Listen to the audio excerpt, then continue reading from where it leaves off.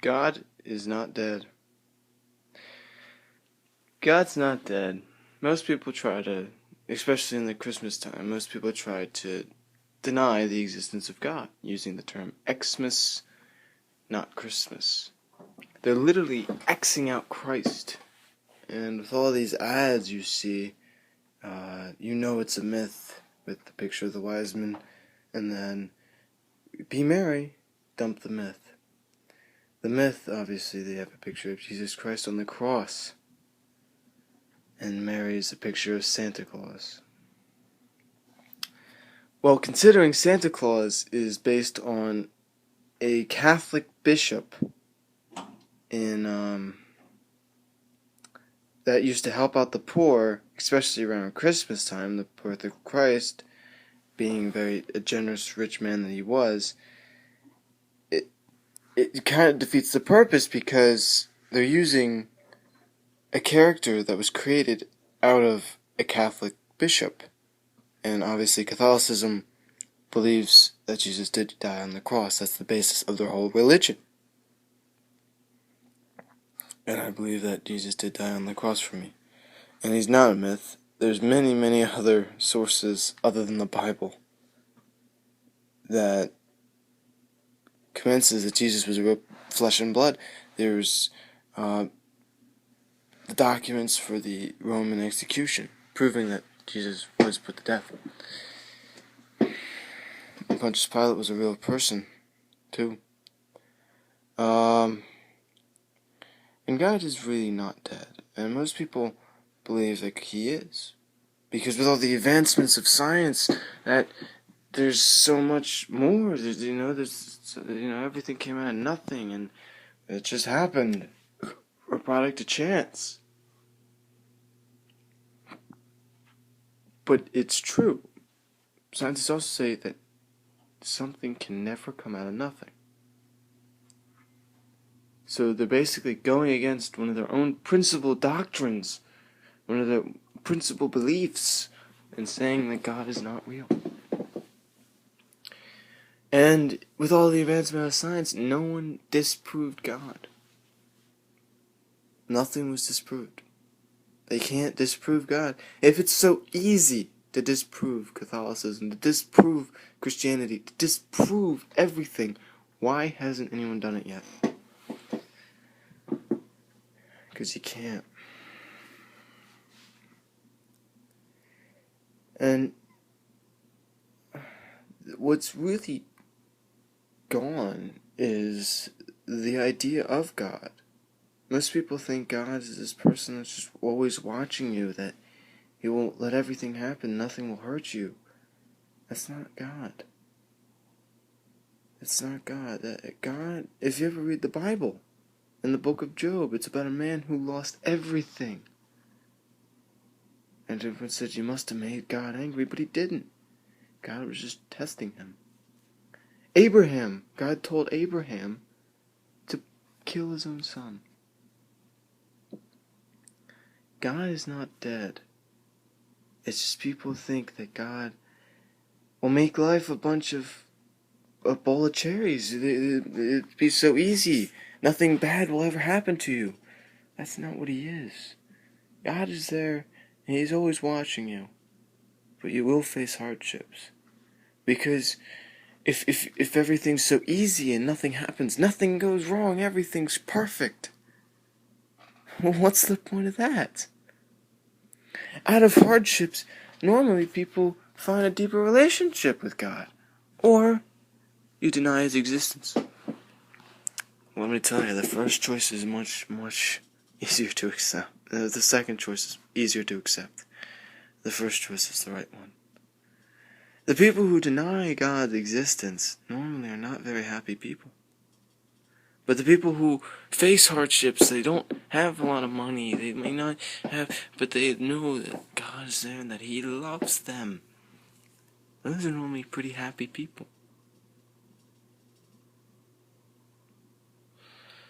And so many Christian writers have said this statement over and over and over again. It's beating a dead horse. But the thing is, the idea that God is not real is so always present that even as much as we beat the dead horse, it always gets back up and tries to disprove us with some new theory that God is not real. God is real. And people say, well, why does God allow all this evil in the world? God is not real because there's so much evil. What is evil? Seriously, what is evil? Think about that. Evil is Satan. And Satan is against God. So if there's evil, aka Satan, everyone knows there's always good. Who's the good? God. And evil's created by man, by free will, which was given to us from God. Free will, we can make our own choices. We can. And that's why, a gift that is demanded is not a gift at all. It's from VeggieTales. This is like basic stuff that people just overlook.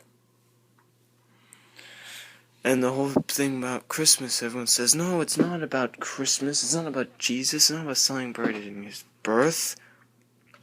It's about giving presents and giving gifts. Well, why do you give gifts? Because it's Christmas.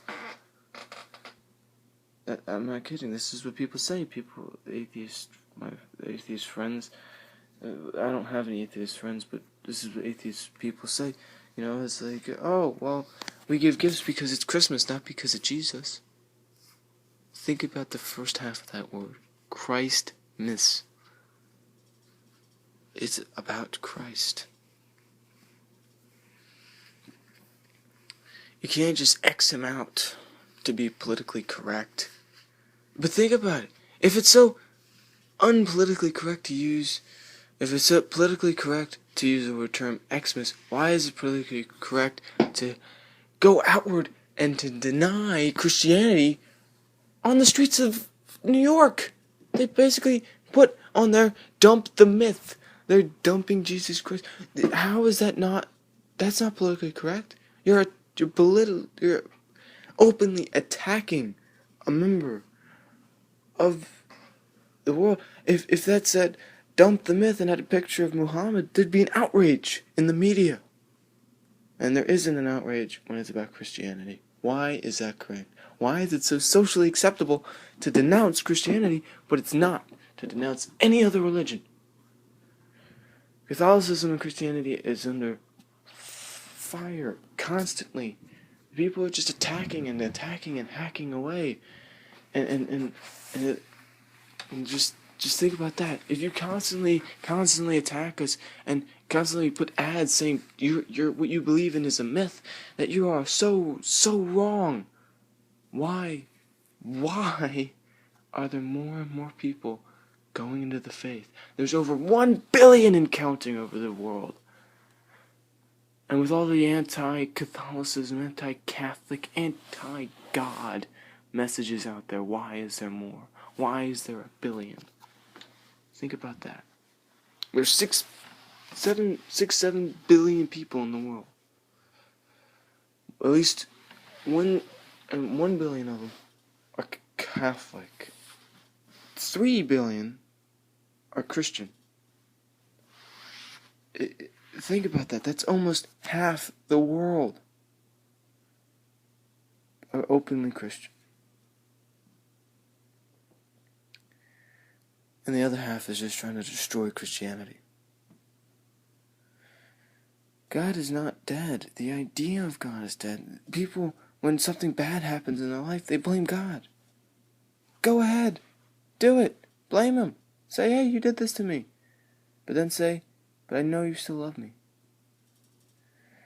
It's as if a parent with a child, if the child misbehaves, you punish them. And the child hates you for it. The child maybe hates you and then doesn't believe that you're their real parent. That's what it's like. It's like us fighting with our parents. We're like a bunch of teenagers. Like, oh, I hate you. You're stupid. That's what the people are saying to God, and God still loves them. Punishment will happen. Hardships will happen. That just makes it so much sweeter. As in the words of Benjamin Franklin, there's no gains without pains. No pain, no gain. If you don't have pain, if you don't try hard, if you don't have hardships, if you don't have pain, there is no gain. People don't want the pain, but they want the gain. This is basic stuff. And obviously the gain is eternal life in heaven with God, which exists. Our Lady of Fatima showed the children that she appeared to visions of hell. Complete separation of God. If hell's real, so is heaven. And most people do denounce saying, well, you can make up the Lady of Fatima, you can make up all this stuff. Our Lady of Guadalupe, explain that. That image is still on that tilma, the cow hide, or the cactus hide, whatever that is. It's not on my hair, I think, actually. It's still painted there. Over 600 years, 500 years, however many years it was. It's still on there. And an artist at the time that happened didn't believe it was from God. So he, like many others, tried to disprove him and painted an exact replica that decayed over the years. And it's gone. It decayed.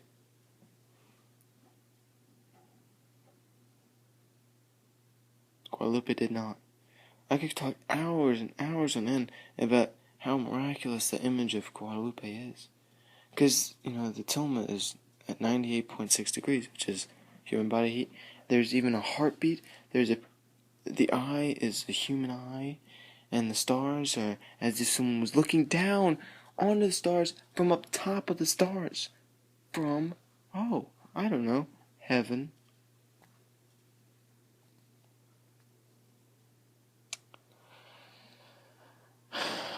It's just, God is real.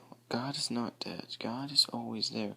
Because some people say, I'm looking for signs from the universe.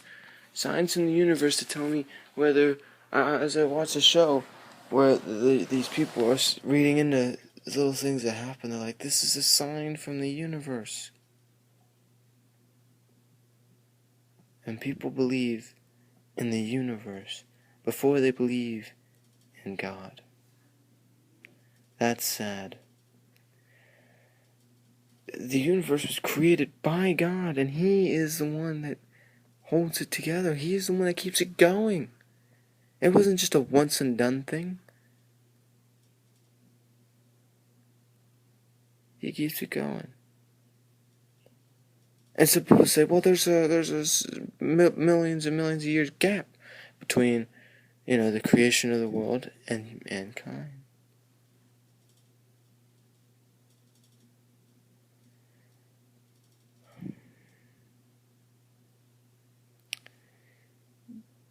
And I don't know how to... people do say that. And the reason they do is because they're just looking for an excuse. We don't know how long God's days are. The world was created in 6 days. God's days, not our days. First day He created light. Second day He did it, and then and by the end of the 6th day it was perfect, polished off, and they took it. And they, took a little rest. We don't know how long His days are. His days could be billions and billions of our years. We don't know. Maybe that was the day He took off. You never know. You never know.